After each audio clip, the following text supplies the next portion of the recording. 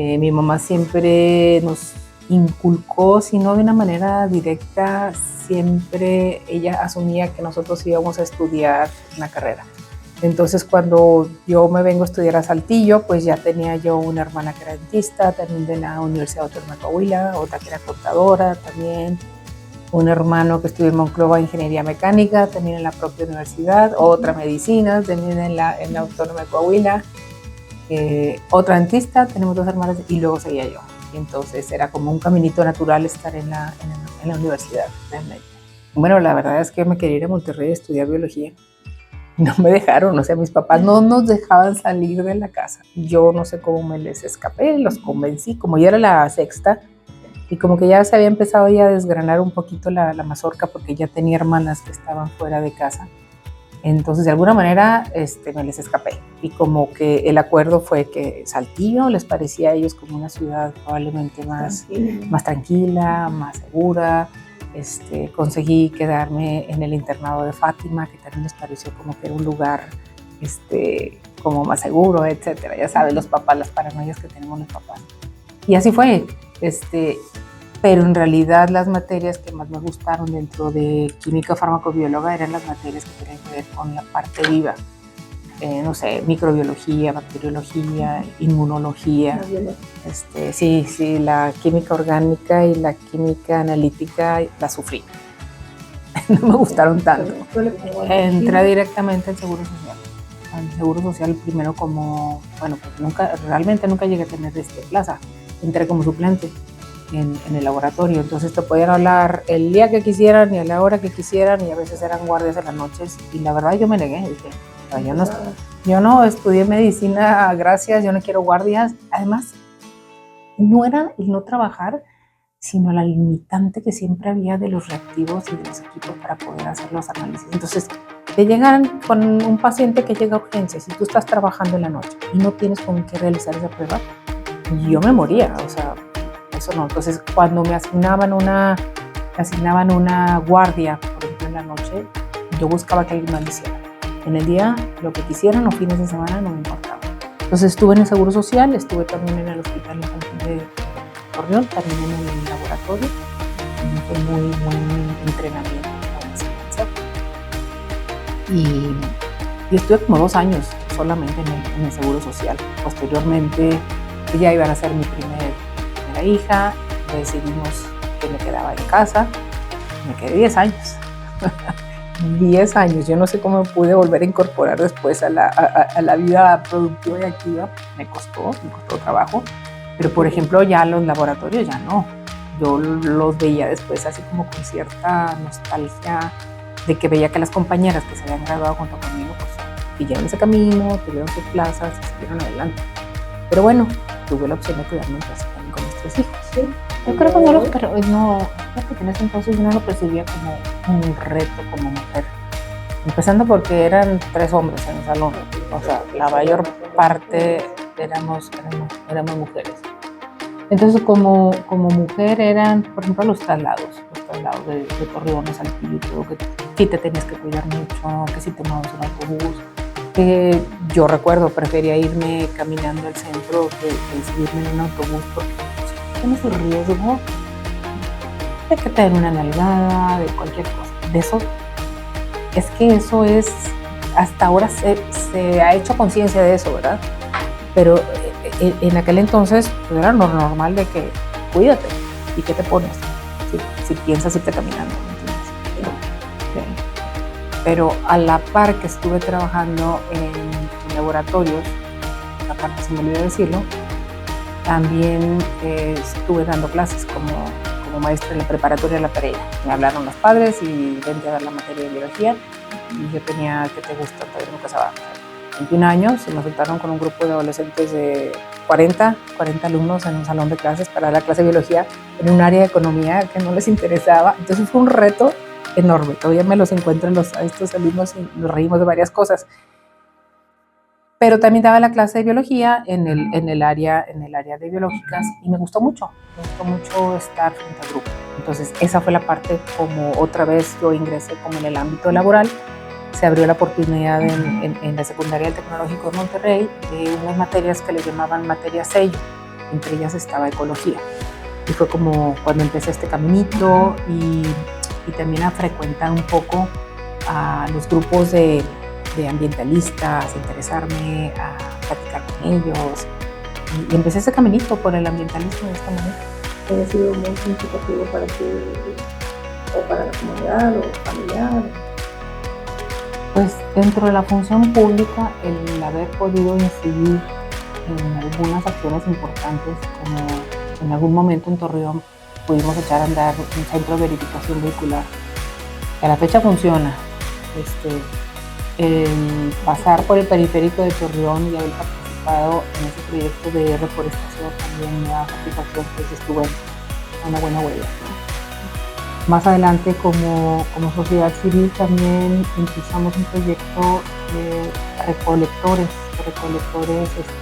o pepenadores, para reconocer la labor que hacen estos recolectores, y lo hicimos apoyadas a nuestras mujeres por el NatBank. Hubo ahí recursos y entonces se pudo explorar sobre la vida de los pepenadores, lo que hacían, y la relevancia de estos actores en la sociedad, y que realmente son como invisibles, son como una casta invisible y no nos damos cuenta que hacen una labor muy importante. Entonces, tan fácil como nosotros poder entregarles nuestros residuos limpios, secos, separados a ellos, haría una gran diferencia en la vida de esta persona. Entonces, este proyecto es de las cosas que yo considero, a lo mejor no muy exitosos, porque finalmente se tuvo que suspender, pero sí interesante, y que se abre el ámbito de otras realidades. Muchos y todos, o sea, como mujer tienes que levantar la voz, siempre te tienes que ser sensible, pero al mismo tiempo no exageres, porque si no te etiquetan no sé cuántas otras cosas. El acostumbrarte a que en las reuniones siempre seamos minoría, en los presidios, en los gabinetes, seguimos siendo minoría de mujeres, la mayor parte de las veces. No siempre, pero sí es un tema que es una realidad, y en el que, a ver, sí vamos avanzando, pero todavía no llegamos a donde deberíamos de estar. Por ejemplo, ahora para la elaboración del presupuesto del próximo año nos piden que el presupuesto traiga también un acento de género, que nos hacen preguntas. A ver, cuando tú estás pidiendo este presupuesto, estás tomando en consideración este tema para las mujeres, para adultos mayores, este tema para profesionistas, este tema para madres, de tal manera que se hace conciencia desde el ámbito de gobierno, y eso va permeando. Entonces sí vamos avanzando, pero todavía hay un buen caminito por recorrer. Es una oportunidad invaluable de ser formadores, de tener conciencia, de ligarnos con la comunidad y entender a través, por ejemplo, de ese servicio social, que tenemos que regresar algo a la sociedad, que somos parte de una sociedad, que no estamos en una burbujita, y que esa oportunidad que se tiene de poder recibirse, de tener una carrera, pues la tienen un porcentaje muy pequeño de la población. Entonces, que como tales somos afortunados, y algo tenemos que regresar. Y la otra cosa que yo creo que ahora ha cobrado relevancia es entender que también la preparación académica que se recibe en la universidad no es más que un escalafón, nada más, porque tú no sabes en qué otras cosas vas a trabajar. Entonces, siempre yo creo que debe existir, si ya tuviste la disciplina de estudiar una carrera, esa misma disciplina la tienes que seguir practicando para aprender y conocer otras cosas.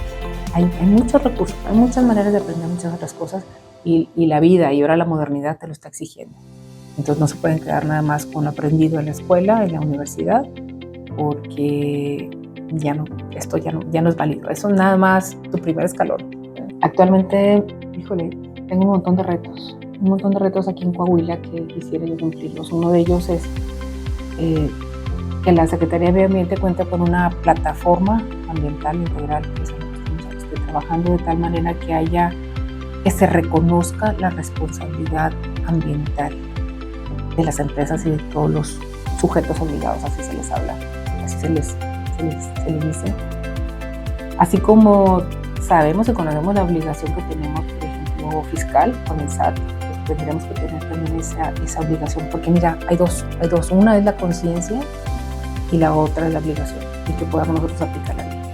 Entonces, sí, la conciencia a través de educación ambiental, a través de las campañas, a través del gobierno, pero la otra es, tienes la obligación porque el cambio climático está aquí, entonces cumple con tus responsabilidades ambientales. Lo estamos haciendo a través de esta plataforma, utilizando inteligencia artificial también y llamando a todas las empresas y a todos los que son generadores de residuos y que tengan impactos ambientales, porque ¿quién no los tiene, verdad? A que tengan esa responsabilidad ambiental, pero que la reconozcan y cumplan con sus obligaciones ambientales. Entonces tengo 3 retos así enormes. Uno es el que te acabo de decir, de la plataforma ambiental. El otro es el poder llevar a cabo o cristalizar un proyecto que es el de Corredor Biocultural Oso Jaguar, que es un corredor natural que se reconoce que Coahuila tiene como todo un rompecabezas de áreas naturales protegidas y de que son federales, estatales o que son UMAS, de tal manera que pudiera existir este corredor natural para que puedan entonces protegerse algunas especies como los osos o como los pumas. El jaguar lo menciono porque este corredor originalmente estamos pretendiendo que sea desde el norte de Coahuila, pase por Nuevo León y hasta Tamaulipas. Entonces es un proyecto enorme que está siendo acompañado por la Agencia para la Cooperación Alemana. Trae un impulso muy interesante, es un proyecto muy grande también y creo que sería mucha valía para Coahuila. Y el tercero, pues es el tema de calidad del aire. Calidad del aire que no acabamos de despegar aquí con la parte técnica.